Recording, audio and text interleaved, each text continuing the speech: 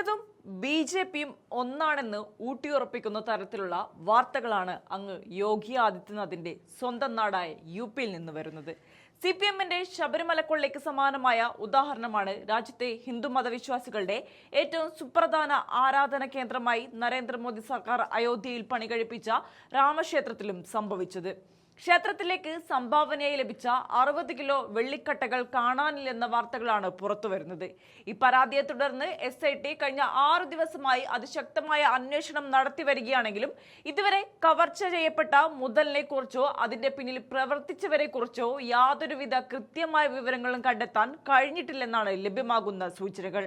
ഈ വെള്ളിക്കട്ടകൾ ഭക്തകരിൽ നിന്നും ജ്വല്ലറികളിൽ നിന്നും സംഭാവനയായി സ്വീകരിച്ചതിന്റെ ഔദ്യോഗിക രസീതുകളോ ഇവ എവിടെയാണ് സൂക്ഷിച്ചിരിക്കുന്നതെന്ന വിവരമോ ഇതിൽ എത്ര എണ്ണമാണ് ക്ഷേത്ര നിർമ്മാണത്തിനായി ഉപയോഗിച്ചതെന്ന് വ്യക്തമാക്കുന്ന രേഖകളോ കൃത്യമായി സൂക്ഷിക്കാൻ ക്ഷേത്രാധികാരികൾക്ക് കഴിഞ്ഞിട്ടില്ല എന്നത് അഴിമതിയുടെ വ്യാപ്തി വർദ്ധിപ്പിക്കുകയാണ്.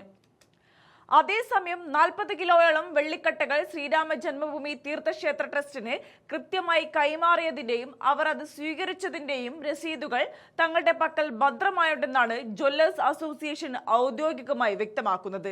രാജ്യമെമ്പാടുമുള്ള പ്രമുഖ ജ്വല്ലറി ഉടമകളിൽ നിന്നും വ്യാപാരികളിൽ നിന്നും പ്രത്യേകമായി സംഭാവന സ്വീകരിച്ചാണ് തങ്ങൾ ഈ വിലപിടിപ്പുള്ള വെള്ളിക്കട്ടകൾ ക്ഷേത്രത്തിലേക്ക് നൽകിയതെന്ന് അസോസിയേഷൻ പ്രസിഡന്റ് അനുരാഗ് റസ്തോഗി മാധ്യമങ്ങളോട് വെളിപ്പെടുത്തി.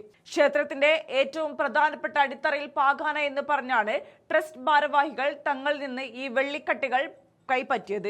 എന്നാൽ ശിലാസ്ഥാപന ചടങ്ങിലോ പിന്നീട് നടന്ന മറ്റ് ക്ഷേത്ര നിർമ്മാണങ്ങളിലോ ഈ വെള്ളിക്കട്ടികൾ എവിടെയും ഉപയോഗിച്ചതായി കണ്ടില്ലെന്നും 60 കിലോയോളം വരുന്ന വെള്ളി അപ്പാടെ അപ്രത്യക്ഷമായിരിക്കുകയാണെന്നും റസ്തോഗി അതീവ ഗൗരവത്തോടെ ആരോപിക്കുന്നുണ്ട്.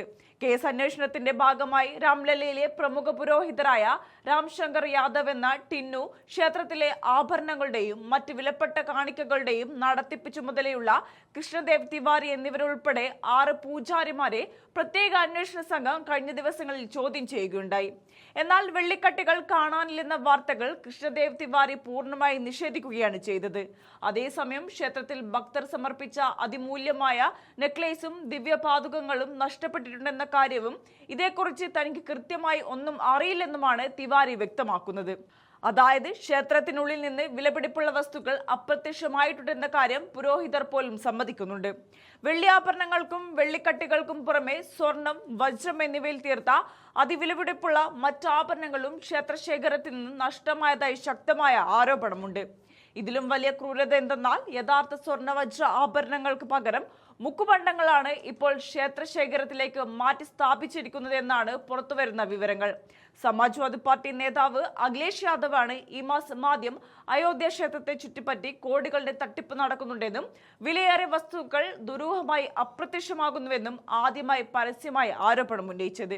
ഇതിന് പിന്നാലെ ക്ഷേത്രത്തിൽ 200 കോടിയുടെ ഭീമമായ സാമ്പത്തിക തട്ടിപ്പ് നടന്നുവെന്ന ആരോപണവുമായി ആം ആദ്മി പാർട്ടിയും രംഗത്തെത്തി. രാഷ്ട്രീയമായി വിവാദങ്ങൾ കത്തുകയും ജനങ്ങൾക്കിടയിൽ പ്രതിഷേധം ശക്തമാകുകയും ചെയ്തതോടെയാണ് ക്ഷേത്രം ട്രസ്റ്റിന്റെ പരാതിയിൽ ഉത്തർപ്രദേശ് സർക്കാർ ഈ മാസം 13-ന് പ്രത്യേക SIT രൂപീകരിക്കാൻ തയ്യാറായത്.